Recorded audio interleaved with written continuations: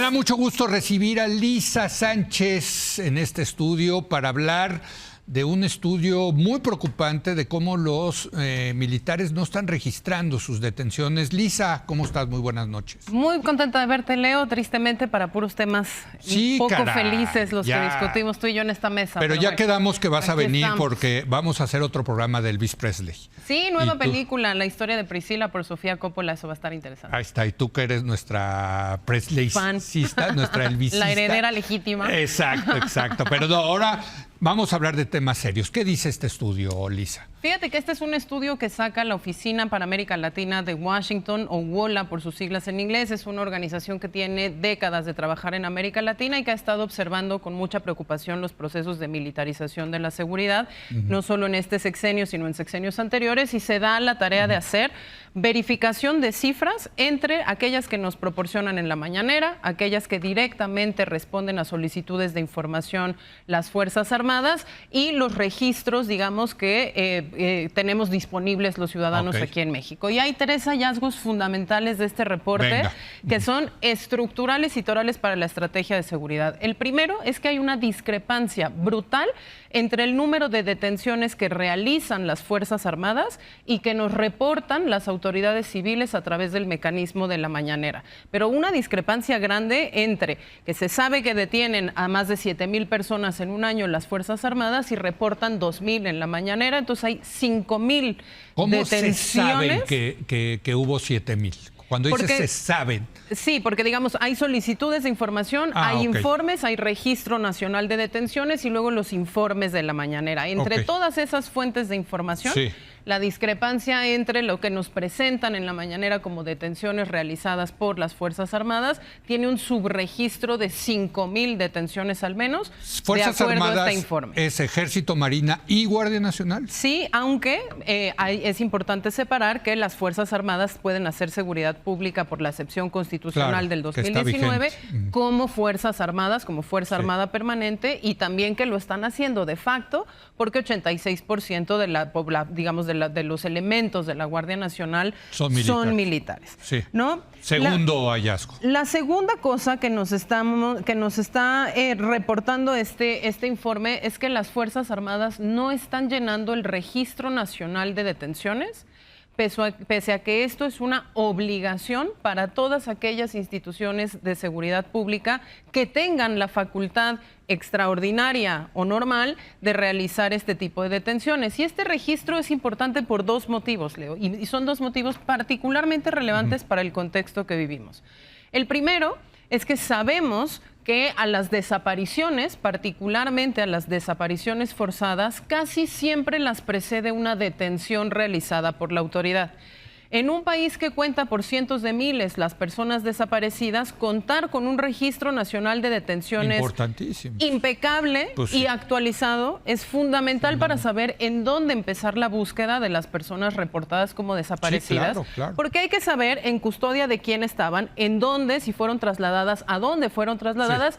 Y esa es la importancia del registro. Bueno, las Fuerzas Armadas no llenan ese registro, aunque existe la obligación. Qué barbaridad. Y lo segundo, por lo cual es importante, es porque es uno de los instrumentos, este registro, que te permite y le permite a los jueces validar la legalidad de las detenciones. Si una de las cosas que tenemos en este momento es una cruzada frontal contra el Poder Judicial porque se le acusa de ser el culpable de la corrupción y de la impunidad, pues el hecho de que tus Fuerzas Armadas no estén llenando el Registro Nacional de Detenciones y luego eso no genere una custodia de evidencia bien hecha, pues hace que los casos se caigan y ahí, perdón, la culpa no es del Poder Judicial, es de quien está de la autoridad que detuvo y que no llenó el registro. Claro, quien está conduciendo formalmente la seguridad pública en los hechos.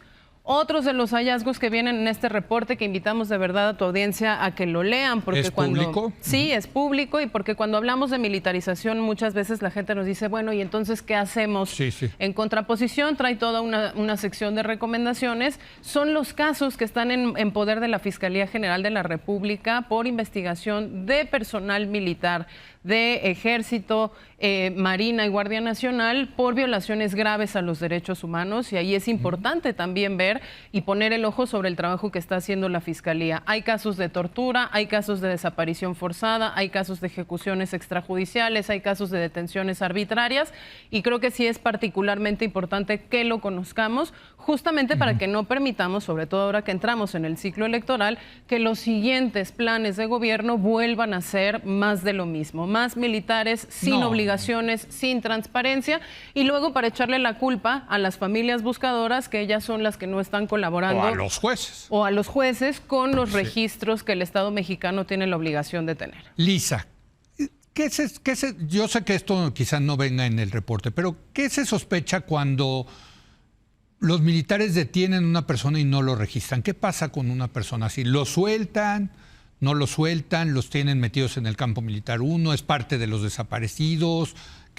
¿Cuál es la hipótesis ahí? Se abre una diversidad de opciones distintas, pero lo primero y más importante es que siempre se abren las oportunidades para tortura, para confesiones ilegales y para vinculaciones a proceso que son ilegales, porque ahí es cuando se modifica la evidencia, ahí es cuando se sacan testimonios falsos, ahí es cuando se les hace firmar sobre declaraciones que no son necesariamente las correctas, o ahí es cuando se hace que las policías sean las que llenen informes policiales homologados con información diferente a las condiciones en las que se realizó la detención.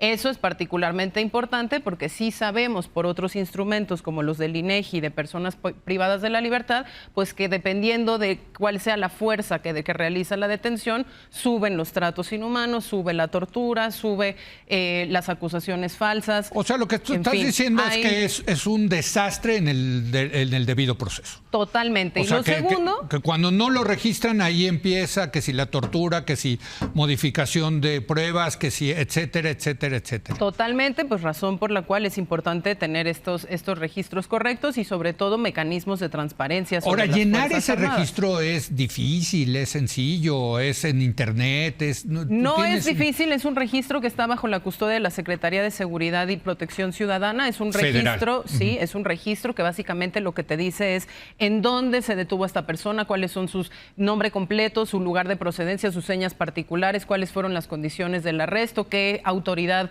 lo puso bajo custodia, en dónde, en qué agencia, cuál es el contador de las 48 horas que tiene máximo el Ministerio Público para tener una persona retenida sin ser imputada, en fin, las condiciones generales. Y hoy en día con un teléfono celular, pues eso lo llenas en 5 minutos. Claro, pero además lo más importante de todo esto es que cuando la Suprema Corte discutió este tema, la obligación de que los militares llenaran el Registro Nacional de Detenciones por la vía de las autoridades civiles para mantener esa subordinación, básicamente la Corte dijo no, que lo llenen ellos solitos. Bueno, el resultado es que no están llenando los militares el registro que deben.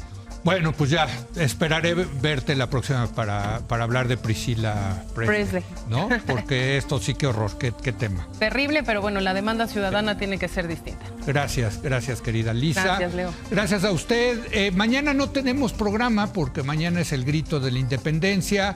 Nos vamos todos a celebrar a México como se merece y regresaremos el lunes a la hora de opinar. Muchas gracias y buenas noches.